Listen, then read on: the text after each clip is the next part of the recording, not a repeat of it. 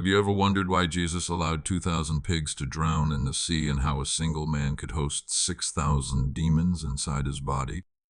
This is one of the most disturbing and mysterious moments in the entire Bible.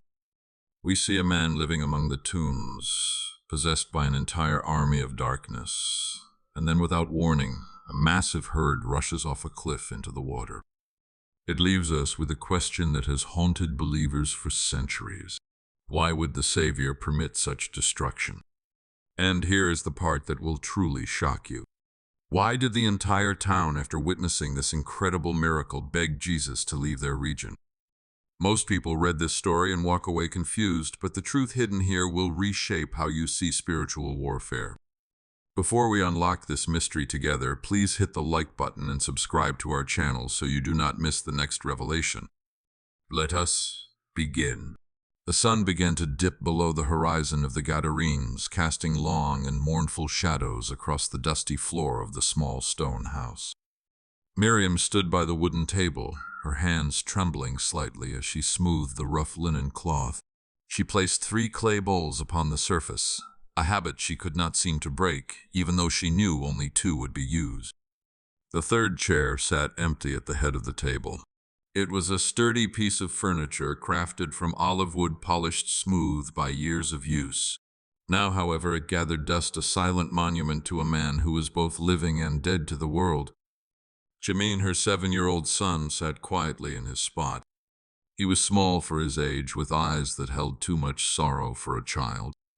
He watched his mother with a gaze that was sharp and knowing. He did not ask why she set the third bowl. He knew. He remembered the father who used to sit there, the man who would lift him high into the air and fill the room with deep, booming laughter. "Eat," Miriam said softly, her voice breaking the heavy silence of the room. She ladled the lentil stew into the bowls, the steam rising in the dim light of the oil lamp. Outside, the wind began to pick up, whistling through the cracks in the walls. It was a sound that always made Miriam freeze. She strained her ears, listening not to the wind, but for a sound carried upon it.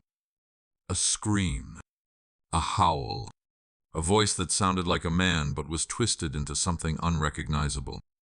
Tonight, however, there was only the wind. Mother Jamin whispered, pausing with his spoon halfway to his mouth. "Is he cold tonight?"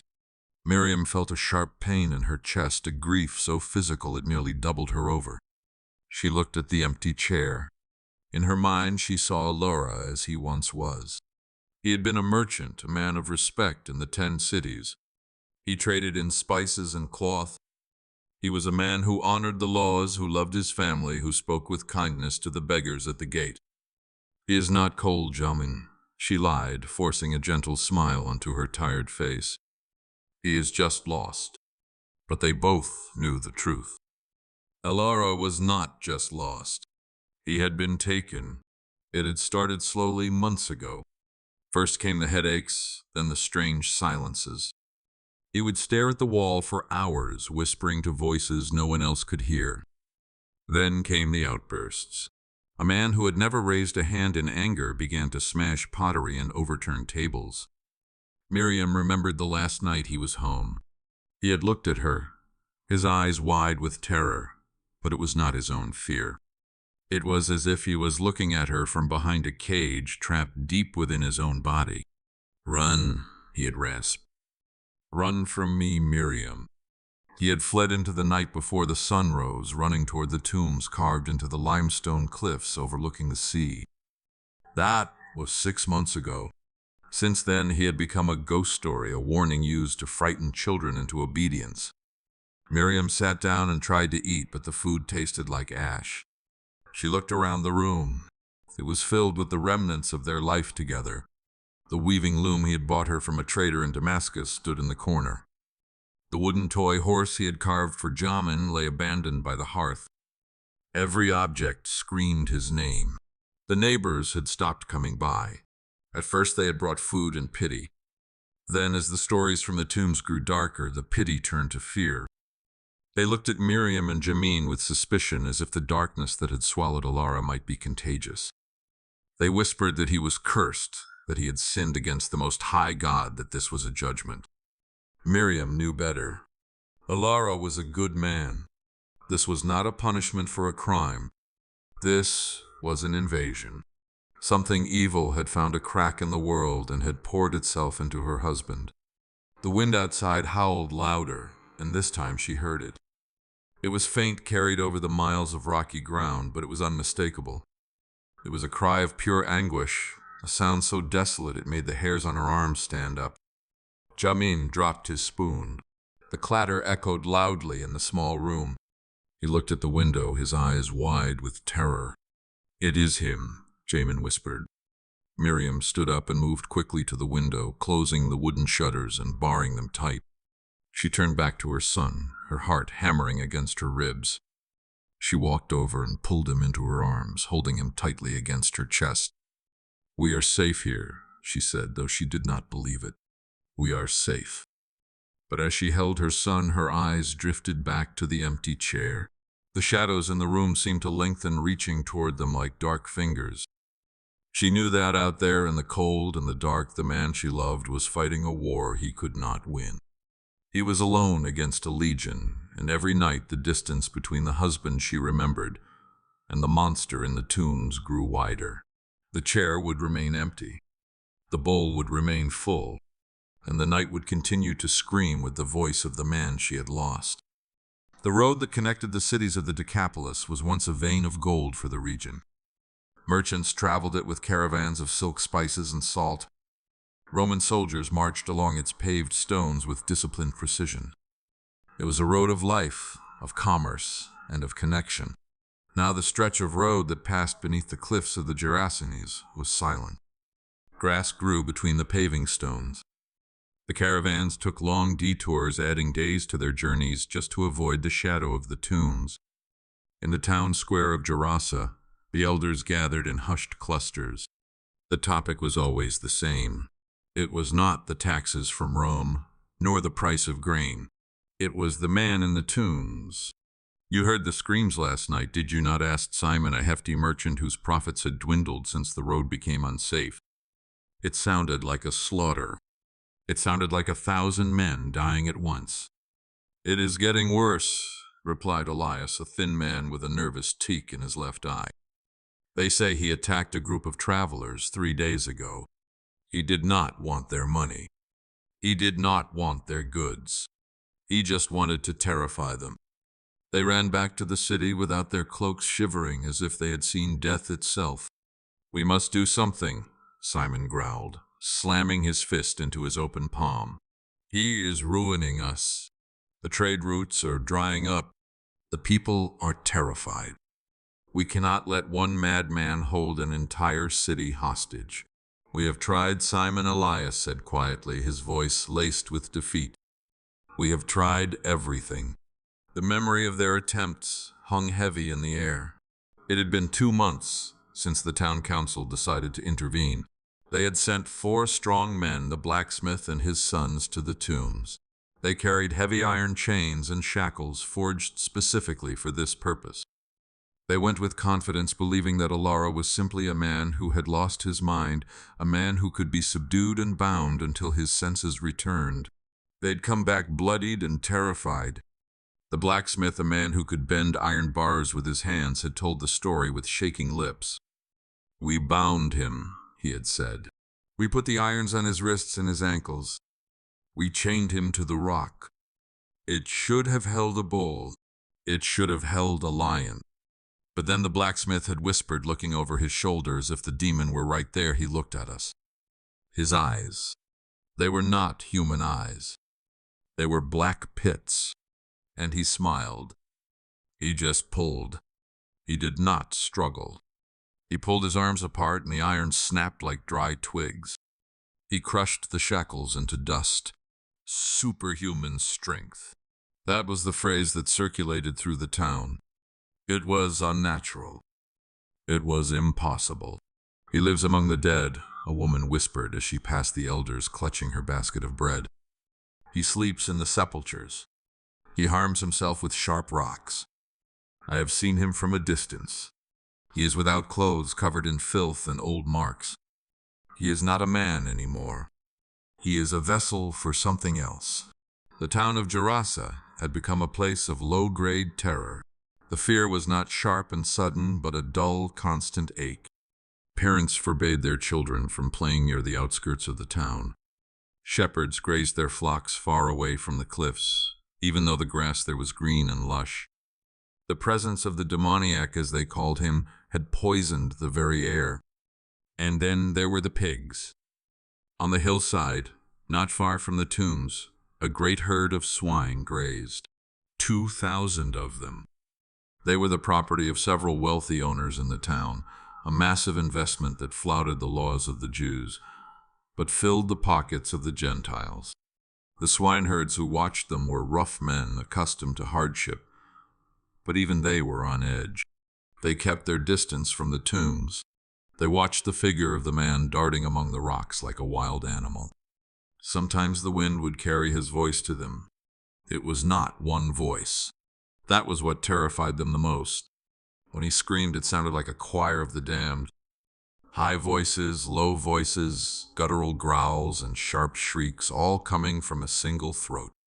Legion, one of the older swineherds, had muttered one night as they sat by their fire, "That is what the spirits call themselves." I heard him say it once when the wind was right. Legion. Because they are many. The town elders stood in the square, helpless. They had no weapons against this. Rome could fight armies. The law could punish criminals.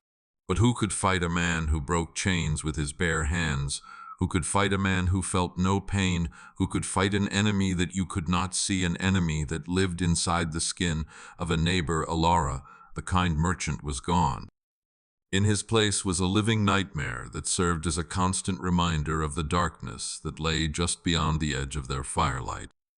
Up on the cliffs, amidst the smell of decay and the cold damp of the tombs, the man who was once Alara crouched in the shadows. His body was bruised and battered, a map of his own torment. He picked up a sharp piece of flint from the ground.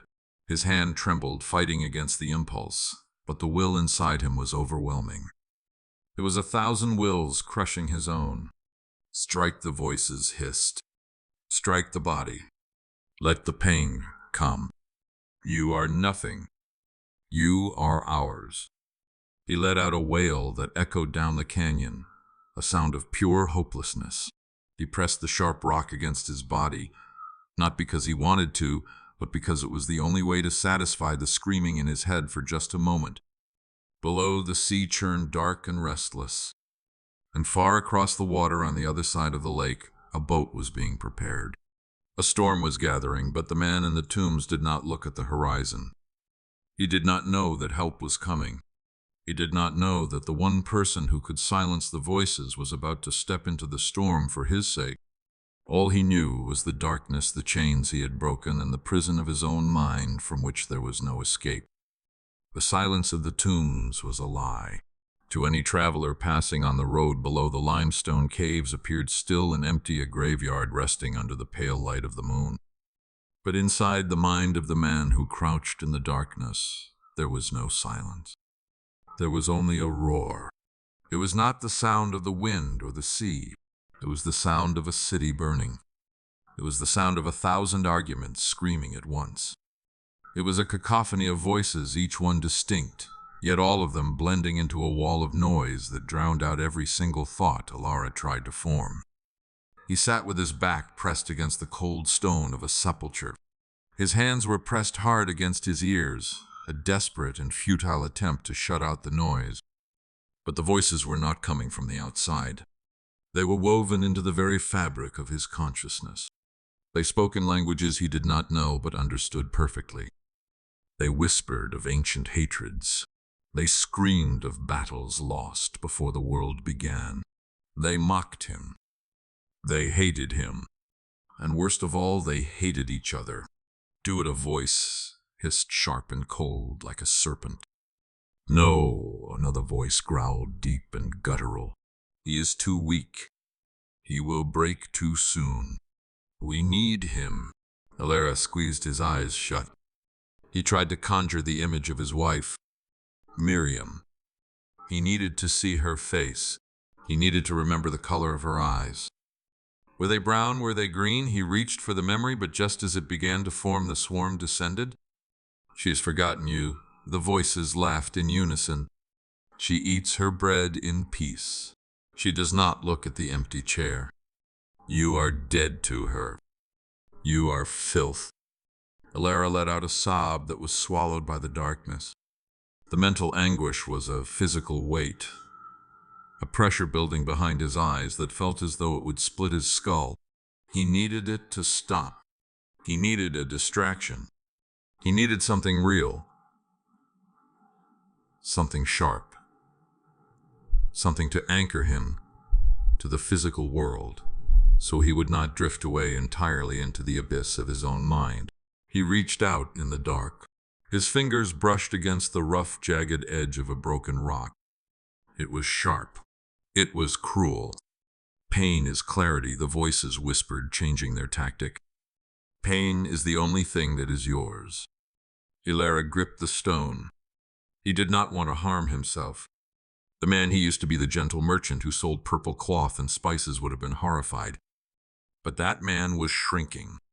That man was a flickering candle in a hurricane. The pain was the only way to focus. It was the only way to silence the noise for just 1 second. He pressed the stone against his arm. The sharp sting was immediate. For a brief moment, the chorus of 6,000 demons fell silent, watching the mark form on his skin.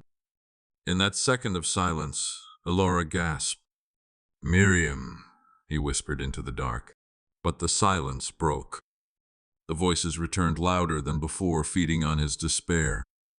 They surged through his limbs, forcing him to stand. They did not let him sleep. They never let him sleep. They drove him out of the cave and onto the rocky ledge overlooking the sea. He stood there, a silhouette of ruin against the night sky. The legion inside him looked out at the water, and for the first time that night they felt something other than hate. They felt a tremor, a ripple in the spiritual air. Something was coming. Alara did not know what it was, but the entities inside him tightened their grip.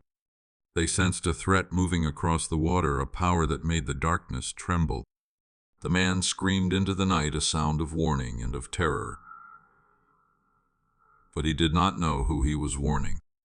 He only knew that the prison of his mind was about to be shaken. The sun was setting over the western shore of the Sea of Galilee, painting the water in hues of violet and gold. The crowds were finally beginning to disperse. All day they had pressed against Jesus, hungry for his words, desperate for his touch. He had taught them from a boat, his voice carrying over the water, telling them parables about seeds and soil, about lamps and baskets. Now exhaustion hung heavy on the shoulders of the disciples. Peter sat in the stern of the boat, rubbing his calloused hands together. He looked forward to a warm meal and a soft mat in Capernaum. They had worked hard. They had managed the crowds. They had earned a rest. Jesus stood up in the boat. He looked out across the darkening water, his gaze fixed not on the friendly shores of Galilee, but toward the distant, shadowy outline of the eastern bank. "Let us go across to the other side," Jesus said. The words hung in the air, heavier than the humid evening mist. Peter looked up, sure he had misheard. He looked at Andrew, then at James and John. They all wore the same expression of confusion. "The other side," Peter repeated, standing up slowly. "Lord, the sun is down. The other side is the Decapolis. It is the country of the Gerasenes." Jesus turned to look at Peter. His eyes were calm, but they held an intensity that silenced Peter's protest before it could fully form.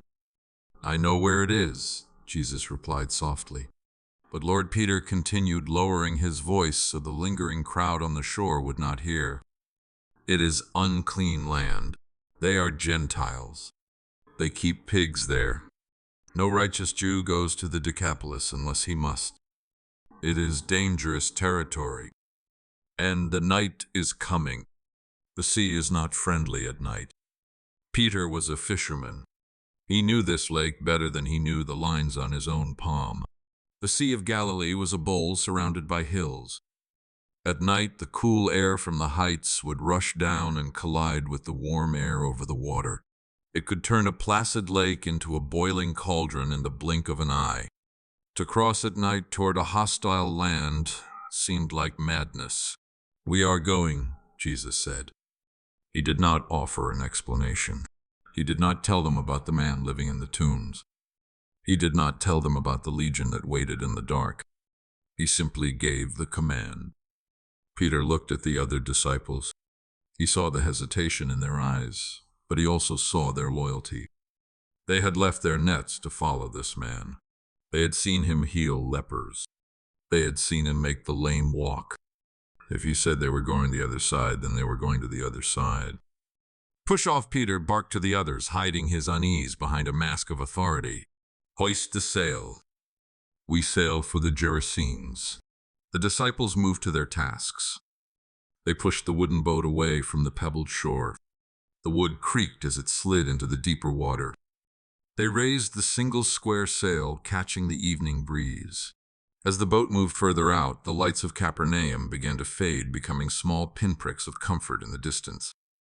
Ahead of them lay only darkness. The water turned from gold to gray and then to black. Jesus moved to the stern of the boat. He found a cushion, a simple leather pad used by the rowers. He lay down, curling his body against the wooden ribs of the hull. Within moments, his breathing slowed. He was asleep. Peter watched him, feeling a mix of envy and anxiety. How could he sleep? The air was growing heavy. The birds had stopped singing. The lake was too quiet. It was the silence of a predator waiting to strike. Peter gripped the tiller, his knuckles white. He steered them toward the darkness, toward the unclean land, following a command he did not understand on a journey that felt less like a trip and more like an invasion. It began not with a sound, but with a pressure. The air dropped heavy and suffocating. The hair on Peter's arms stood up. He looked toward the cliffs of the eastern shore, and he saw it. A wall of blackness was descending from the hills, blotting out the stars. "Take down the sail!" Peter roared. But it was too late. The wind hit them like a solid blow. It did not howl. It screamed. It was a physical force that slammed into the boat, heeling it over until the gunwale dipped into the black water. The sail snapped taut with a sound like a gunshot, the mast groaning under the strain. "Cut the line!" James screamed, scrambling over the benches, a knife in his hand. The boat righted itself violently as the sail came down, but the sea was no longer water. It was a chaotic landscape of valleys and mountains. Waves, tall and white-capped, rose up out of the darkness, crashing down on the small fishing vessel with terrifying violence. This was not a normal storm. Peter had survived squalls. He had ridden out gales. But this was different. The wind seemed to have a voice. It tore at their clothes and stung their faces with spray that felt like needles. The water was not just turbulent. It was angry. It felt as though the sea itself was trying to overwhelm them, to pull them down into the depths, to prevent them from reaching the other side. Bale Andrew shouted, his voice barely audible over the roar of the wind. The disciples grabbed buckets, bowls, anything they could find. They hurled water over the side, but for every bucket they threw out, 2 more crashed in. The boat was heavy, sluggish. It sat low in the water. "We are sinking, Thomas," cried out, terror etched on his face by a flash of lightning. The lightning illuminated the scene in a stark strobe-light horror. The waves were towering above them. The boat was a splinter of wood in the mouth of a leviathan. And in the stern, untouched by the panic, untouched by the spray, Jesus slept.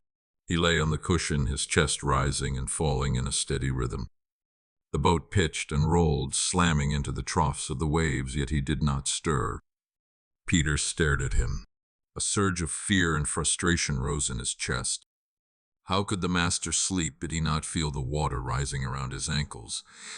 Did he not hear the wind screaming for their blood? They were going to die here. They were going to drown in the middle of the lake, their mission unfinished, their lives snuffed out by a freak storm. The destination, the men in the tombs, the Gentile lands, none of it mattered now. Survival was the only thought. "Master," the disciples screamed, crawling toward him over the wet planks.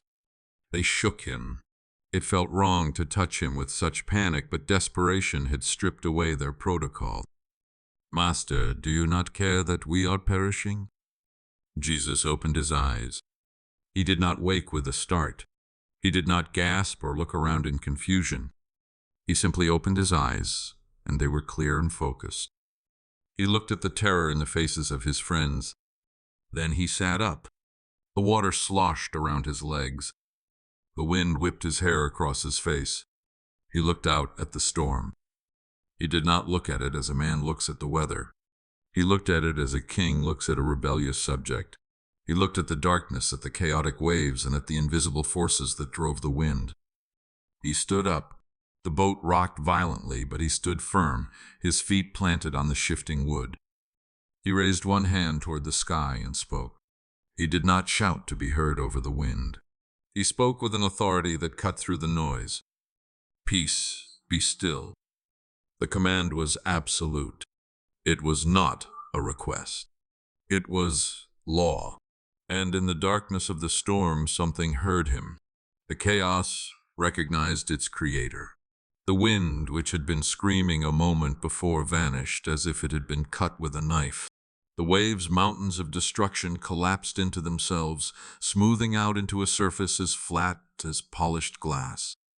The silence that followed was louder than the storm. The boat bobbed gently on the calm water. The disciples fell to their knees, gasping for breath, their eyes wide with a new kind of fear. They looked at the sea, then they looked at the man standing in the stern. The fear of death had been replaced by the fear of the divine. They had thought they knew him. They had thought he was a teacher, a healer, perhaps even a prophet. But prophets do not command the atmosphere. Teachers do not silence the sea. Who then is this?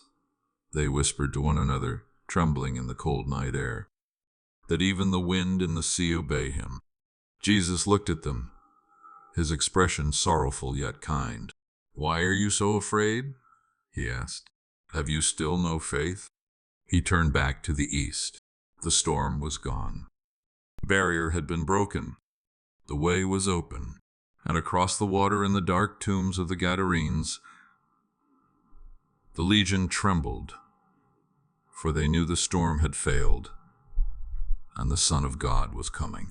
The silence that followed the command was heavier than the storm itself. Moments ago, the air had been filled with the shrieking of the wind and the roar of crushing waves. Now, the only sound was the gentle lap of water against the wooden hull of the boat. The transition was so sudden, so absolute, that it felt as though the world itself had held its breath. Peter remained on his knees, his hands gripping the wet gunwale. He looked out at the water. It was impossible. The Sea of Galilee did not behave this way. When a storm broke, the waves would churn for hours, slowly losing their fury. But this water was as smooth as a polished mirror. The reflection of the moon, which had been hidden by thick clouds, now danced perfectly on the surface. He turned his head slowly to look at Jesus. The Master stood in the center of the boat, the water dripping from the hem of his robe. He did not look like a magician who had performed a trick. He looked like a king who had simply restored order to his domain. There was no strain in his face, no exhaustion from the effort. There was only a calm authority. The other disciples were frozen. James and John, the sons of thundermen who had faced death on the water many times, were trembling. It was not the cold that shook them. It was a fear far deeper than the fear of drowning. They had feared the storm because it could kill their bodies. Now they feared the man standing before them because he had displayed a power that belonged only to the Creator. Who then is this? Whispered Andrew, his voice barely audible in the stillness. The question hung in the air. They had followed him for months. They had seen him touch the eyes of the blind. They had seen him cleanse the skin of the leper. But this was different. This was the elements. This was the chaotic, untamable sea. To speak to the wind and have it obey was something written in the Psalms about God alone. Jesus looked at them. His gaze was soft, filled with a mixture of patience and sadness. Why are you so afraid? He asked again. Have you still no faith? Peter could not answer. He felt small. He realized that the man he called Master was far more than a teacher. He was in the presence of a mystery that was too vast for his mind to comprehend. He looked back at the shore they were approaching. The storm had been a barrier, a violent wall, trying to keep them away. Now that the wall had fallen, he wondered what waited for them in the darkness of the Decapolis. The boat drifted silently toward the eastern bank. The disciples returned to their oars, moving mechanically, their eyes darting toward Jesus, and then back to the dark water. They rowed not with the rhythm of fishermen, but with the caution of men entering a holy and terrifying place. The war on the water was over, but the silence suggested that a different kind of battle was about to begin. The keel of the boat scraped against the gravel of the shore with a harsh, grinding sound. They had arrived. This was the region of the Gerasenes, a land that felt entirely different from the familiar coast of Capernaum. The air here was thick and heavy. It did not smell of fresh fish and clean water. It carried the scent of stale earth, of decaying leaves, and something else, a faint metallic tang that made the skin crawl. High above the narrow strip of beach, the limestone cliffs rose like jagged teeth against the night sky. Carved into the face of the rock were the tomb's dark mouths, gaping open in the moonlight. Peter stepped out of the boat, his sandals sinking into the wet sand. He shivered. To a Jewish man, this entire region was unclean. It was a land of Gentiles, of pagan temples, and of things forbidden by the law. He felt an urge to push the boat back into the water and flee, but Jesus was already moving. Jesus stepped onto the shore with purpose. He did not hesitate. He adjusted his cloak and looked up toward the cliffs. He seemed to be waiting for something or someone. The moonlight cast long shadows across the beach, making every rock and shrub look like a lurking beast. "Stay close," Thomas whispered, clutching his cloak tighter around himself. "This place feels like a graveyard." "It is a graveyard," Matthew replied softly, pointing toward the caves. "The dead rest there." But it was not the dead that worried them. It was the stories they had heard, tales of travelers who had vanished near these cliffs, tales of a creature that was no longer human, a man who possessed the strength of 10 men and the voice of a beast. The disciples huddled together, their hands resting instinctively on the small knives they carried for cutting nets and cleaning fish. Jesus began to walk up the slope away from the safety of the boat. The ground was uneven, littered with sharp stones and dry briars. He walked calmly, his head held high, radiating a peace that stood in stark contrast to the oppressive atmosphere of the place. As they climbed higher, the smell became stronger. It was the smell of living things mixed with the dead. In the distance, the faint grunting of the swine herds could be heard, a sound that made the disciples grimace. They were walking into the heart of everything they had been taught to avoid. Suddenly, a sound tore through the night. It was not the wind. It was a scream. It started low, a guttural growl, and rose to a piercing shriek that echoed off the canyon walls. The disciples froze, their hearts hammering against their ribs. "He knows we are here," Peter said, his voice tight. Jesus did not stop. He continued to walk toward the source of the scream, toward the darkness of the tombs. He was not an intruder creeping into enemy territory. He was the rightful king arriving to reclaim what was his. The landing was complete. The invasion of light into the kingdom of darkness had officially begun. From the shadows of the largest tomb, a figure emerged. At first, it looked like a wild animal crouching on all fours, its breathing ragged and loud. But as it moved into the patch of moonlight, the tragic form of a man became visible. It was Alara, or what remained of him. He was unclothed, his skin covered in a layer of grime and dried earth. His body was a map of torment. Deep marks crisscrossed his chest and arms, the legacy of the jagged rocks he used to try and silence the voices in his head. His hair was matted and wild, hanging over his face like a dark curtain. Broken chains dangled from his wrists and ankles, the iron links clanking together with every movement. The disciples took a step back, terror seizing their limbs. They had seen sick men. They had seen lepers. But they had never seen a human being so completely ruined, so utterly consumed by malice. The man did not move like a person. He moved with a jerky, unnatural coordination. his muscles pulled tight by forces that were not his own. He saw Jesus. For a moment, the creature froze. The 6,000 spirits inside him recoiled. They had sensed the power from across the lake.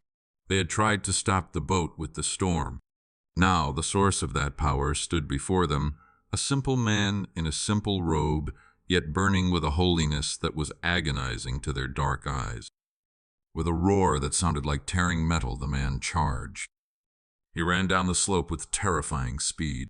The disciples braced themselves, expecting an attack.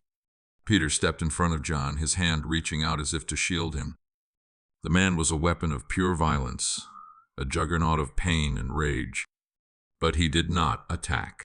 Just feet away from where Jesus stood, the man collapsed. He did not fall from exhaustion. He was thrown down by an irresistible authority. He slid across the dirt and came to a stop.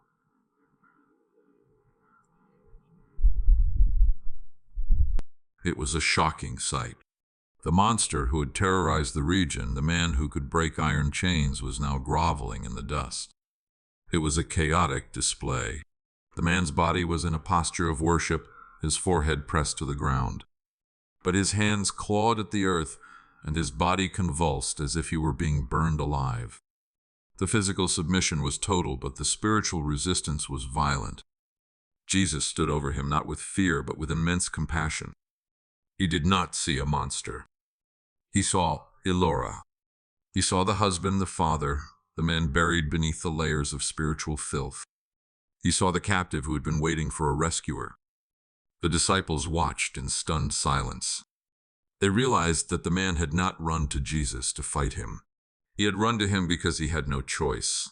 The presence of the Son of God was a magnet that drew everything into the light, even the things that hated the light. The man lifted his head. His eyes were wide, the pupils dilated until they were almost entirely black. When he spoke, the voice did not belong to a human throat. It was a distorted, multi-layered sound, a chorus of misery, speaking in unison. "What have you to do with me, Jesus, Son of the Most High God?" The title rang out clearly in the night air. The disciples exchanged glances. They had struggled to understand who their master was. They had asked, "What manner of man is this?"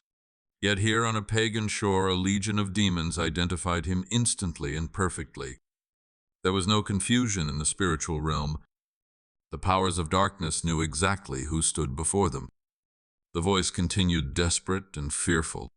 "I adjure you by God, do not torment me." The irony was profound. The entity that had spent years tormenting this man, depriving him of his home, his sanity, and his dignity, was now begging for mercy. It spoke of torment. To the unclean spirits, the purity of Jesus was a burning fire. His mere proximity was a judgment. They felt the weight of his authority pressing down on them, threatening to crush their rebellion. Jesus looked down at the man. He did not engage in a theological debate with the demons. He did not answer their question. Instead, he spoke past the demons, trying to reach the human soul buried deep beneath the oppression. "Come out of the man, you unclean spirit," Jesus commanded. The body of the man convulsed violently. The spirits resisted. They held on to their host with the desperation of drowning men clinging to a raft. They had made this body their fortress, their playground, and their home. They did not want to be evicted. They did not want to be exposed to the nakedness of the spiritual void. Jesus waited. His will was immovable. He leaned closer, his voice dropping to a calm, steady tone that cut through the internal noise of the sufferer. "What is your name?" Jesus asked. He asked not because he did not know, but to force the entity to reveal the scale of the problem. He wanted the disciples to hear. He wanted the man to hear. He wanted to separate the victim from the oppressor. The man's mouth opened, and the answer came out like a hiss from a cracked vessel. "My name is Legion, for we are many." Legion. The word hung in the air like a curse. It was a military term. A Roman legion consisted of thousands of soldiers. This was not one stray demon. This was an army. An entire battalion of darkness had garrisoned itself inside one fragile human mind. The disciples recoiled in horror. The scale of the suffering was unimaginable. One man against thousands. No wonder the chains could not hold him. No wonder he cried out night and day. He was a battlefield occupied by a host of enemies that never slept. And yet, despite their numbers, despite their collective strength, the legion was terrified. They were many, but Jesus was one. And in the mathematics of the kingdom of God, the one who stood in the light was infinitely more powerful than the thousands who hid in the dark. The recognition was complete. The war had been declared, and the enemy was already begging for terms of surrender. The air between Jesus and the man on the ground seemed to vibrate with an invisible tension. To the disciples, the scene was confusing. A dangerous madman was cowering before a carpenter. But to the spiritual entities inhabiting Alara, the scene was a catastrophe. They were creatures of darkness. They thrived in the shadows of the tombs, in the isolation of the wilderness, and in the deep recesses of a broken mind. They had spent years turning Alara into a fortress of despair, locking away his true self behind walls of noise and pain. But now the light had come. It was not a physical light that cast shadows on the ground. It was a spiritual radiance that emanated from the man standing before them. To the disciples, Jesus looked like a man. To the legion, he looked like a burning sun. His purity was a physical weight that pressed down on them, suffocating their rebellion. His holiness felt like a fire that seared their very essence.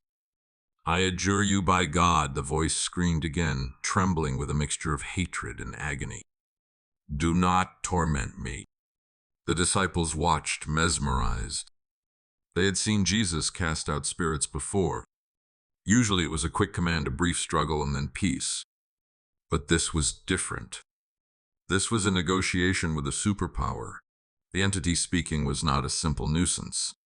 It was a kingdom of darkness that had established a stronghold, and it was fighting for its survival. Jesus did not step back. He did not raise his hand to strike. He simply stood there, his presence acting as the torment. He was the order confronting chaos.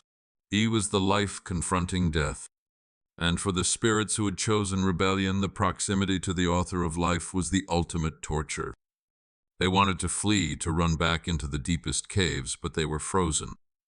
The authority of Jesus held them in place, forcing them to endure the scrutiny of the one they feared most. Jesus looked down at the trembling figure. The man was covered in dust and the filth of the tombs. But Jesus looked at him with the same tenderness a father would show a sick child.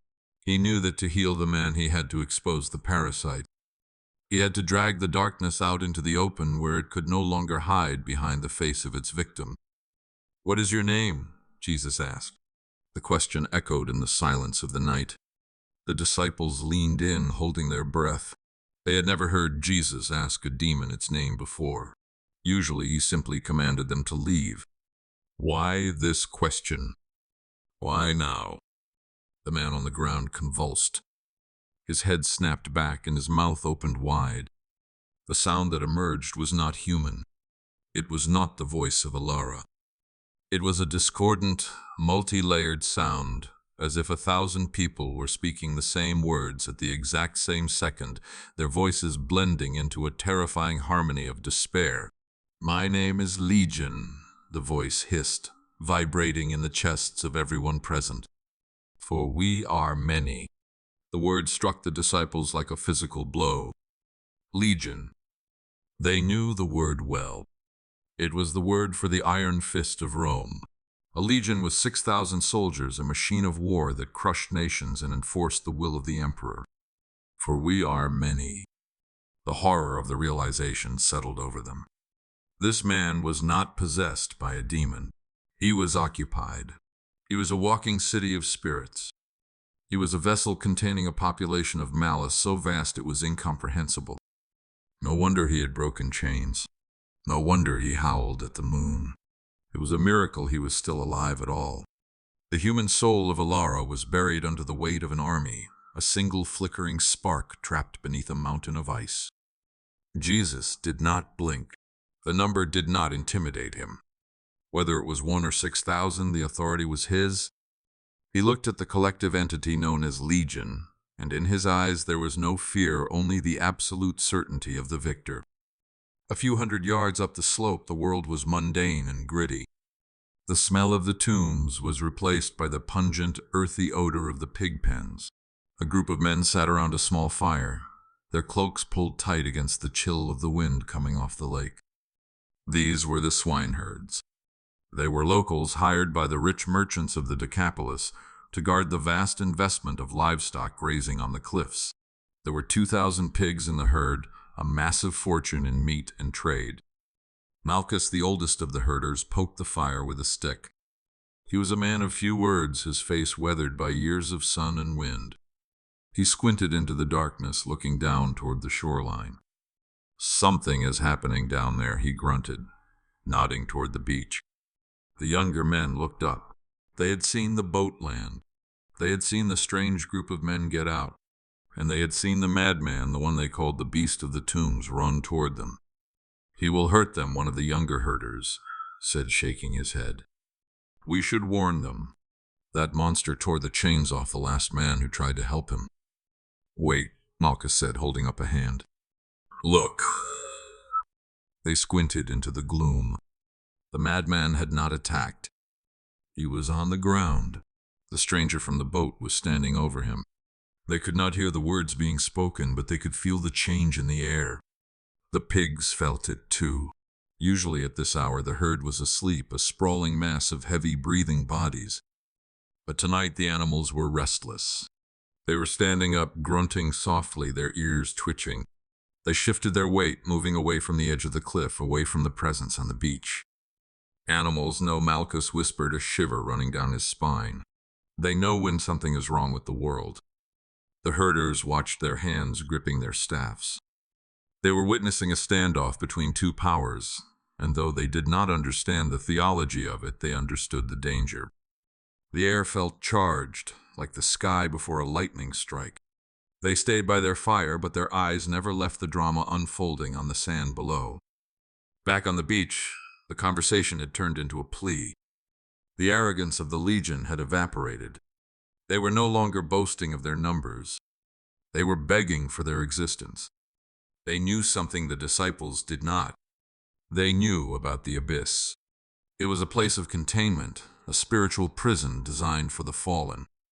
It was a void of absolute nothingness, a place where they would be stripped of their ability to influence the physical world, stripped of their movement, and locked in darkness until the final judgment. It was the one thing they feared more than the light of Jesus. And they begged him earnestly not to send them out of the country, the narrative says. But Luke the physician records the deeper fear. They begged him not to command them to depart into the abyss. They knew Jesus had the key. They knew he had the authority to sentence them right then and there. They were terrified that he had come to torment them before the appointed time. They were creatures of time, and they knew their time was running out, but they wanted to delay the inevitable sentence. "Do not send us away," the voices cried out, sounding like whimpering children now. "Do not cast us into the deep." It was a pathetic sight. The entities that had projected such strength that had terrified a region were now reduced to bargaining. They were desperate to remain in the physical realm. They needed a host. They needed a body. Without a vessel, they were naked and vulnerable. They would rather be anywhere inside anything than be cast into the emptiness of the pit. Jesus listened. He knew their destiny was sealed, but he also had a purpose for this moment. He needed the deliverance of Alara to be total. He needed the man to be completely free, and he needed the witnesses to see the reality of what had been removed. The Legion, in their desperation, looked frantically for an escape. Their eyes, using the vision of their host, scanned the dark hillside. They saw the fire of the herders, and then they saw the shapes moving in the shadows. Pigs. To a Jewish teacher, pigs were unclean animals.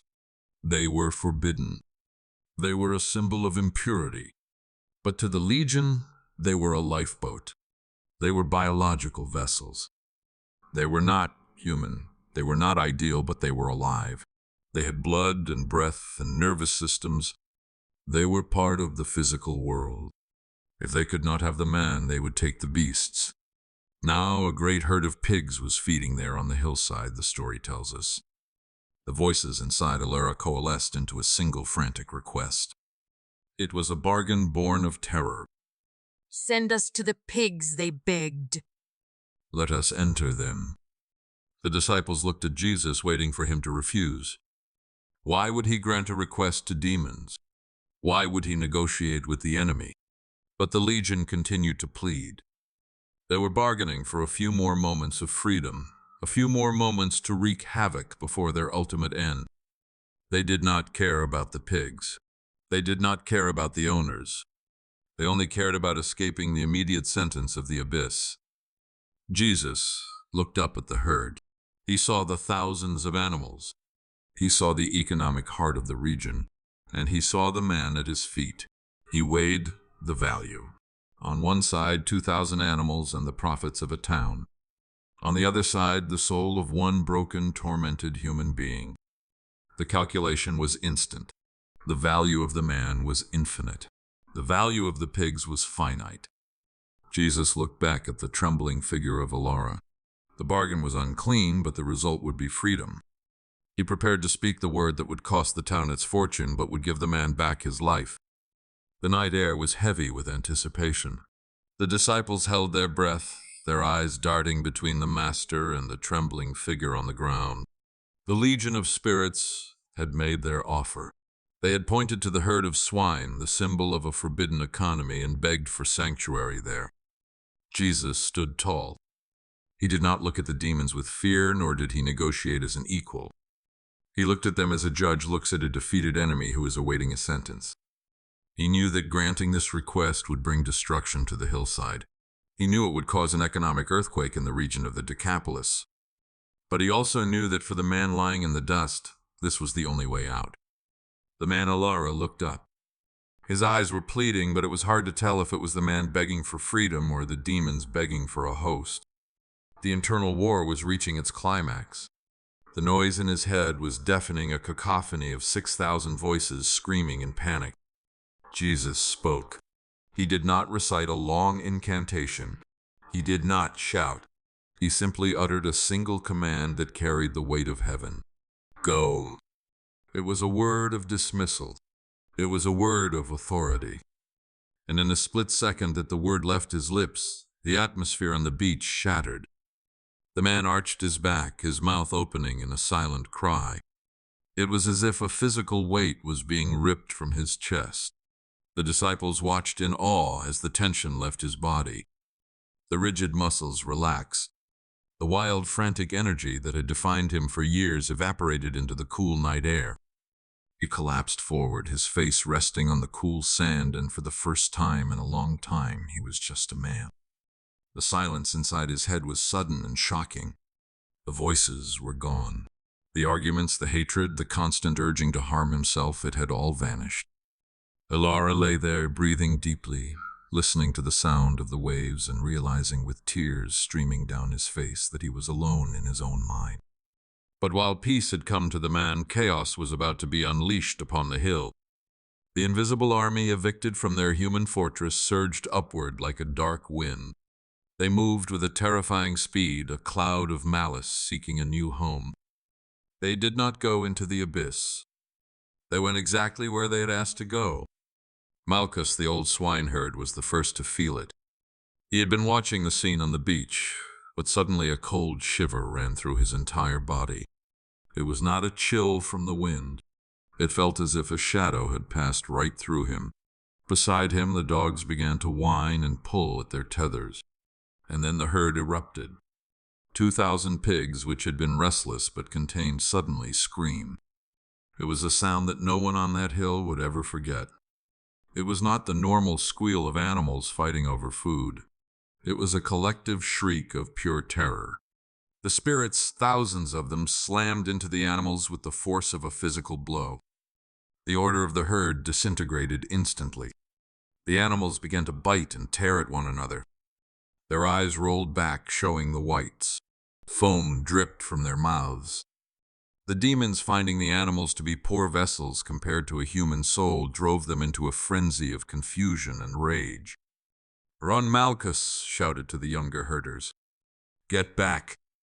The men scrambled up the rocky outcrops, abandoning their staffs. They watched in horror as the massive, dark shape of the herd began to move. It was like a landslide of living flesh. The pigs did not run away from the danger. Driven by the madness inside them, they turned as one body and charged toward the edge of the cliff. "Stop them," one of the younger men cried out. Nothing could stop them. The herd thundered across the dry grass, the ground shaking under the impact of 8,000 hooves. Dust rose in a choking cloud. The noise was deafening, a mix of thundering feet and high-pitched screaming. They reached the precipice. There was no hesitation. The front ranks were pushed by the sheer weight of the ones behind them. They poured over the edge of the steep bank like a waterfall. Splash after splash echoed up from the water below. The dark sea churned white as body after body hit the surface. The pigs struggled for a moment, but the drop was steep and the confusion was absolute. They were driven by a destructive urge that overrode their instinct to survive. From the beach, the disciples watched with wide eyes. They saw the dark mass pouring down the cliffside. They heard the terrible splashing. Within minutes, the screaming on the hill ceased. The thunder of hooves faded. The Sea of Galilee swallowed them. 2,000 animals. An entire fortune. A thriving industry. It was all gone in a matter of moments. The water returned to its calm rhythm, hiding the destruction beneath its surface. The only evidence of the event was the lingering dust in the air and the stunned silence of the men standing on the cliff. Malchus stood on the rock, his chest heaving. He looked down at the empty hillside where just moments ago his livelihood had been grazing. He looked at the sea, which was now a graveyard for the herd. "We are ruined," the young herder next to him whispered, his face pale in the moonlight. "The owners, they will punish us heavily. They will say we fell asleep. They will say we let wolves in." "No," Malchus said, his voice shaking. "Wolves do not do this. This was not nature. This was power." He looked down at the beach. He could see the small fire the strangers had lit. He could see the figure of the madman sitting calmly. Malchus felt a surge of fear that was different from the fear of the pigs. He was afraid of the man who had caused this. He was afraid of the power that could trade 2,000 lives for one. "We must go," Malchus said, turning away from the sea. "We must tell them. We must tell everyone." The herders began to run. They did not walk. They sprinted as if the legion was now chasing them. They scrambled over the rocks and found the path that led toward the city of Gerasa. Their sandals slapped against the hard stones. Their breath came in ragged gasps. They reached the outskirts of the city just as the first hint of dawn began to turn the sky gray. The city was quiet, sleeping under the protection of Rome. But the peace was about to be broken. "Open the gates," Malchus shouted as they approached the watchtower. The guards looked down, startled by the desperate group of men covered in dust and sweat. They opened the heavy wooden doors and the herders spilled into the streets. They did not go home. They went straight to the market square, to the houses of the wealthy merchants who owned the herds. They pounded on the doors. They shouted in the streets. "Wake up," they cried. "The pigs are gone. The herd is destroyed." Lights began to flicker in the windows. People came out onto their balconies, rubbing sleep from their eyes. The owners of the herds emerged, wrapping their robes around them, their faces twisting from annoyance to shock as they heard the news. "What are you saying?" demanded a wealthy merchant named Silas. "How can 2,000 pigs just vanish? Did thieves take them?" "They are dead," Malchus gasped, bending over to catch his breath. "They are in the sea. They jumped. All of them." And then he told them the rest. He told them about the boat. He told them about the man who came out of the storm. He told them about the madman from the tombs and how the spirits had begged to enter the swine. The townspeople listened in stunned silence. The story sounded impossible. It sounded like madness. But the terror in the eyes of the herders was real, and the fact that the hillside was empty was a reality they could not ignore. "He is still there," Malchus said, pointing back toward the sea. "The man who did this, and the madman. He is changed. He is sitting there. He is quiet." A murmur went through the crowd. Fear began to spread like a contagion. This was not just a financial loss. This was a spiritual invasion. A power had arrived on their shores that could destroy their economy with a single word. "Come," Silas said, his face hardening. "We must see this for ourselves. We must see this man who destroys our property and claims to heal the mad." The entire town began to move. Men, women, and children poured out of the gates, moving like a dark river toward the sea. They did not go with gratitude for the healing of a suffering man. They went with anger for their loss and fear of the unknown. They went to confront the one who had disturbed their peace. The sun had fully risen over the hills of the Decapolis, casting a harsh light on the tragedy that had unfolded by the sea. The road from the city of Gerasa was no longer empty. It was choked with a procession of angry, confused, and frightened people. At the front of the crowd marched the merchants and the owners of the herds. Their faces were red with exertion and rage. Silas, the wealthiest among them, led the way, his robes kicking up dust as he stomped toward the shoreline. Behind him came the shopkeepers, the laborers, and the curious families who had been roused from their beds by the frantic shouting of the swineherds. They did not come with open hearts. They came with questions that demanded answers. They came to inspect the damage to their economy.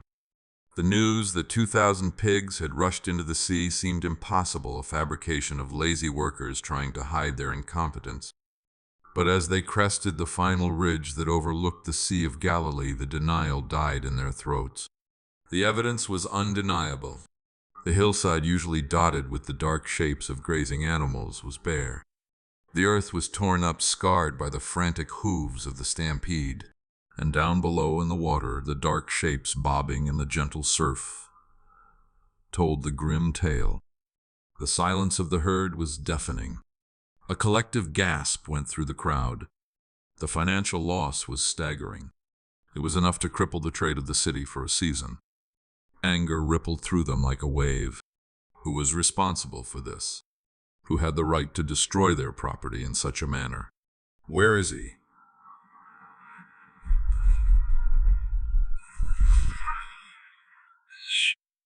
Where is the sorcerer who did this?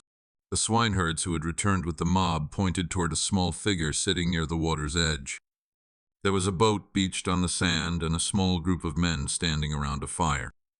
It looked peaceful, almost serene, a stark contrast to the devastation in the water. The crowd surged forward, moving down the slope. They gathered stones as they walked, their fear turning into aggression.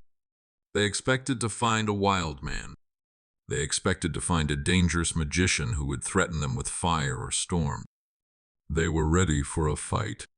They were ready to defend their land from this intruder who had cost them so much. But as they drew closer, their footsteps slowed. The anger began to drain away, replaced by a cold, creeping dread. They saw the boat. They saw the disciples standing guard. And then they saw the man sitting at the feet of the stranger. It was a sight that defied everything they knew. It was a sight more terrifying to them than the empty hillside or the lost fortune. It was the sight of the impossible made real. The mob came to a halt a few dozen yards from the fire. The silence that fell over the crowd was absolute. They all knew Alara. For years he had been the monster of their nightmares. He was the shadow that screamed in the night. He was the creature that broke iron chains and cut himself with stones. Parents used his name to warn their children. Brave men avoided the tombs because of him. He was unclothed, filthy, violent, and utterly lost to madness. But the man sitting before them was none of those things. Alara was sitting on a large stone. Someone had given him a tunic to wear, and he was clothed. His hair, though still long, was pushed back from his face. The wild, rolling look in his eyes was gone. In its place was a clarity that was piercing. He was listening to Jesus, nodding his head slowly, a look of profound peace on his face. He looked up and saw the crowd. He saw his old neighbors. He saw the merchants who had cursed him. He saw the children who had thrown rocks at him. He did not scream. He did not run. He simply looked at them with recognition and sadness. "It is him," a woman whispered, clutching her shawl tight. "It is madman." "But he is quiet," another man replied, his voice shaking. "He is normal." This transformation terrified them. If Jesus had simply killed the pigs, they would have understood him as a vandal. If he had fought the madman, they would have understood him as a warrior. But to take a man who was filled with a legion of demons and restore him to perfect sanity with a single command that was a power they could not comprehend. It meant that the spiritual world was real. It meant that the laws of nature could be rewritten. It meant that this man, this Jesus, had authority over everything. And that kind of authority was a threat to their way of life. Silas stepped forward, but his arrogance was gone. He looked at the dead pigs in the water, and then he looked at the living man who was once dead. He realized that the cost of this man's sanity was their economy. He realized that if Jesus stayed, everything might change. Their pagan temples, their illicit trade, their comfortable distance from the God of Israel, all of it was at risk. "We want you to leave."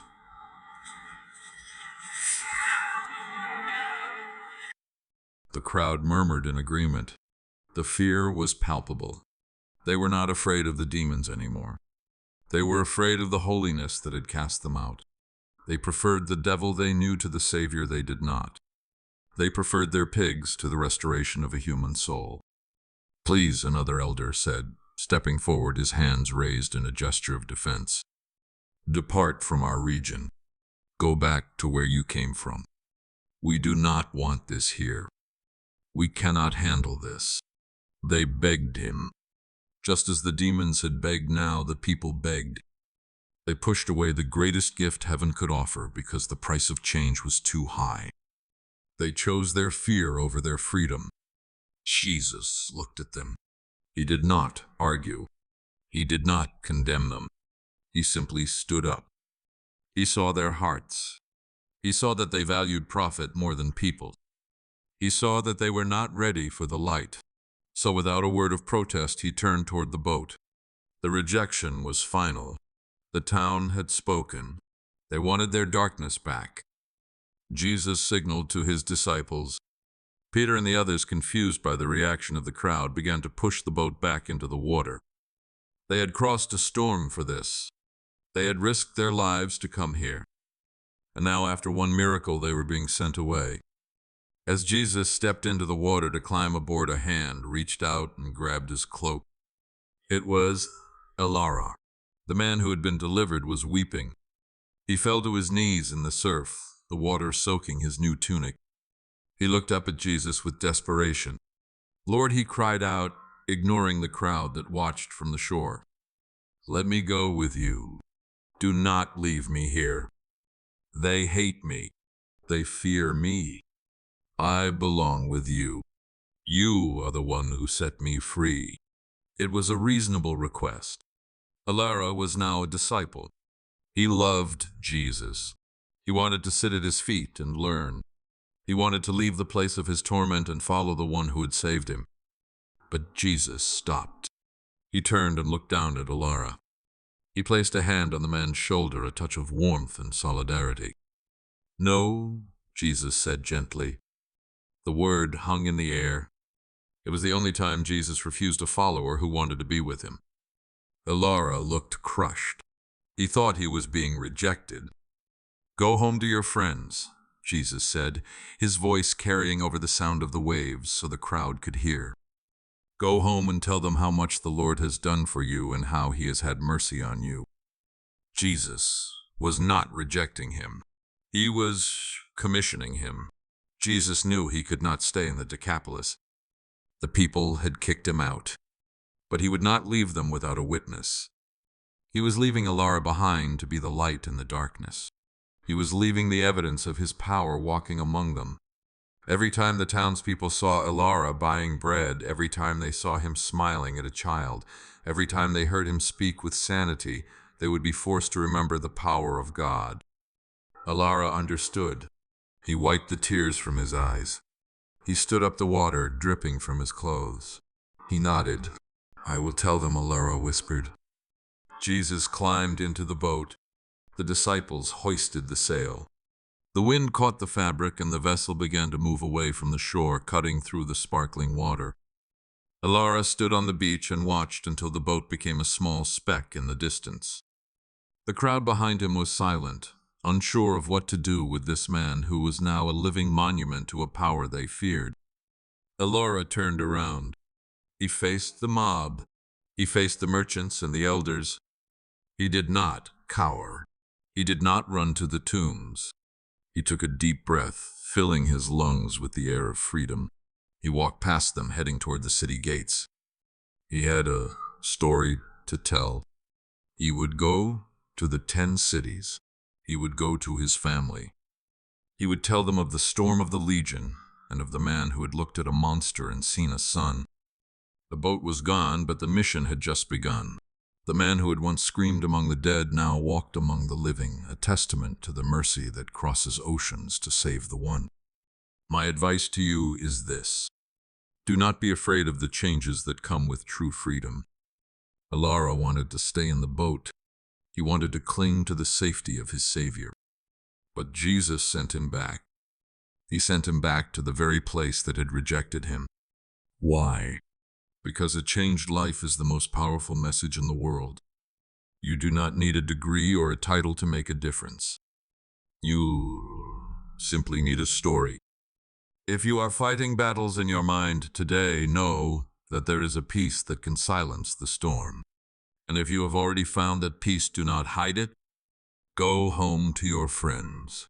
Go back to your city. Stand tall and tell them what the Lord has done for you.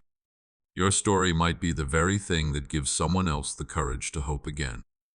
If you enjoyed this story, please support the channel by clicking the like button and subscribing for more biblical journeys. I would love to read your thoughts and reflections in the comments section below. Remember that no shadow is deep enough to hide you from the light. Thank you for watching, and see you in the next video.